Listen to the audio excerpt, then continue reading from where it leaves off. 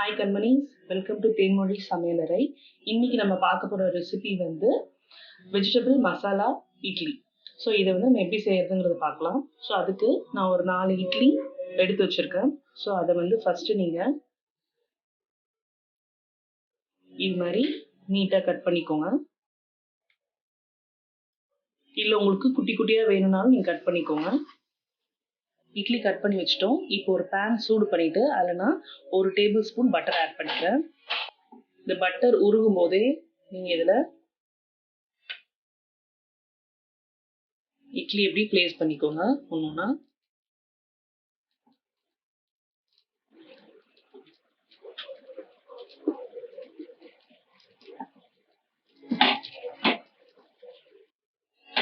Place பண்ணிவிட்டு இதில் நான் 1 டேபிள் ஸ்பூன் நம்ம வீட்டில் அரைக்கிற நார்மல் பருப்பு பொடியை மேலே இப்போ நான் தூவ போகிறேன்.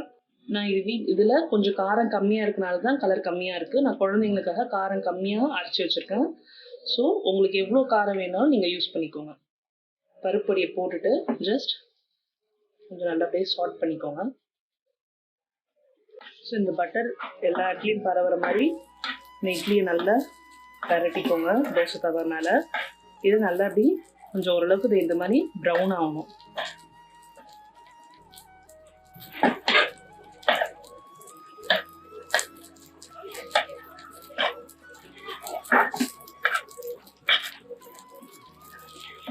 இது மாதிரி நான் பட்டரில் பொடியிலையும் வச்சு கொஞ்சம் சாட் பண்ணி இட்லி கொஞ்சம் தனியாக எடுத்து வச்சுட்டேன்.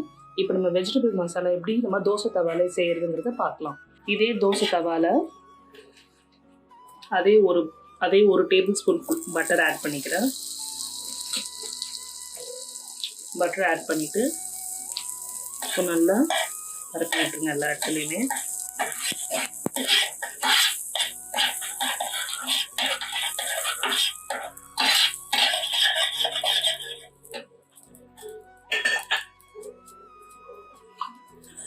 இது கூட 1 டேபிள் ஸ்பூன் ஆயில் ஆட் பண்ணிவிடுங்க இதுலேயே. ஸோ இது கொஞ்சம் சூடான அப்புறம் இதுலேயே வெங்காயம் போட்டுக்கோங்க. ஒரு வெங்காயம் கட் பண்ணி வச்சுருக்கிறேன்.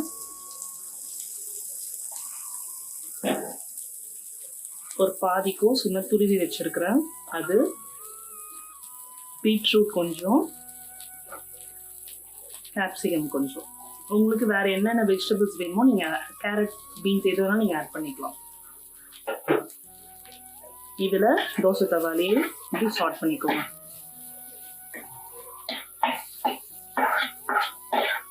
ஆல்ரெடி இந்த பொடி அதில் இருக்க பட்டர் அந்த ரிமைன்ஸோட சேர்ந்து நீங்கள் போட்ட பட்டர்லேயும் நல்லா வந்து சாட் ஆகிடணும். இது ஹையில் வச்சுக்கோங்க. ஸோ இந்த ஸ்டேஜில் நான் ஒரு 1/2 டேபிள் ஸ்பூன் கரம் மசாலா தூள் எடுத்துருக்கேன். இதை ஆட் பண்ணிக்கோங்க. 1/4 ஸ்பூன் பெப்பர் பவுடர் ஆட் பண்ணுறேன்.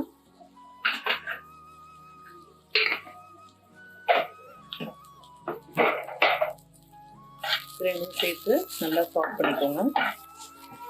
நீங்கள் இதில் வேணும்னா உங்களுக்கு பிடிச்ச சிக்கன் மசாலா எதனா ஆட் பண்ணுறதாலும் ஆட் பண்ணலாம். இல்லை வெறும் கரம் மசாலா மட்டும் போட்டு செய்யறதுனாலும் செய்யலாம். ஸோ இது நல்லா வந்து காய் எல்லாமே வதங்கிடுச்சு.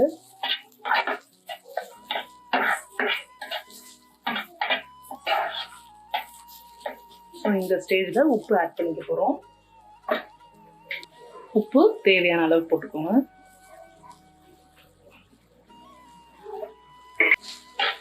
ஸோ உப்பு வந்து தேவையான அளவு போட்டுக்கோங்க. ஏன்னா இட்லி மாவில் கொஞ்சம் உப்பு ஆட் பண்ணியிருக்கோம். ஸோ இதில் உப்பு நீங்கள் கம்மியாகவே ஆட் பண்ணிக்கோங்க. ஏன்னா எப்படியும் வந்து நம்ம சேர்ந்து தான் செய்ய போகிறோம் இட்லி போட்டு.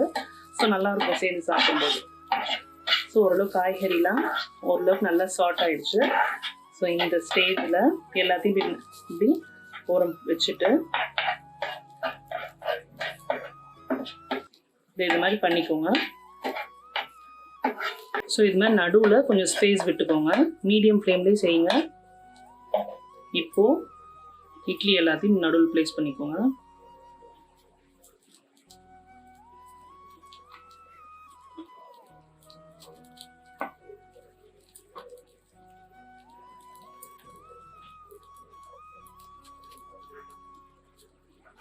இட்லி போட்டுட்டு மறுபடியும் மேலே ஒரு 1/2 டேபிள் ஸ்பூன் நான் பருப்பு பொடி ஆட் பண்ணுறேன். கொஞ்சம் ஆயில் போட்டுட்டு மெதுவாக அப்படி சார்ட் பண்ணிடுங்க.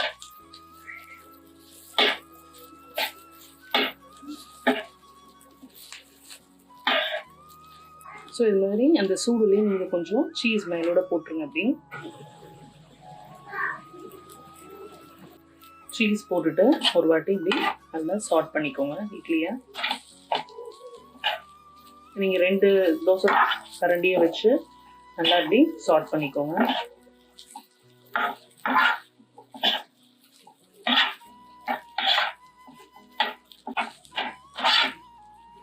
ஸோ சீஸ் போட்டு கொஞ்ச நேரம் ஸ்டவ் மேலே இருக்க வேண்டாம், அந்த சூப்லேயே வந்து இதுவாகிடும், உருகிடும். ரெடி ஆயிடுச்சு நம்மளோட வெஜிடபிள் மசாலா இட்லி. இதை நம்ம இப்போ சர்வ் பண்ணிடலாம்.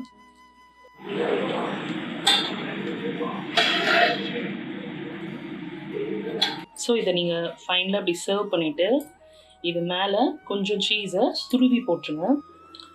ஸோ கடைசியாக சீஸ் போட்டு கொஞ்சம் கருவேப்பிலை போட்டு நான் இப்போ சர்வ் பண்ணிட்டேன். ஸோ நீங்கள் வேணும் அப்படின்னா உங்களோட மேலே டெக்கரேஷனுக்கு கொஞ்சம் கஸ்தூரி மேத்தி வேணாலும் சூடுலேயே நீங்கள் இட்லி எடுத்து உடனே கஸ்தூரி மேத்தி நீங்கள் ஆட் பண்ணிக்கலாம். ஸோ உங்களோட இஷ்டம் அதெல்லாம். ஸோ இதை நான் அழகாக சர்வ் பண்ணியாச்சு. இது ஜஸ்ட் ஒரு கோகனட் சட்னின்னு நீங்கள் சாப்பிட்டு பார்க்கலாம்.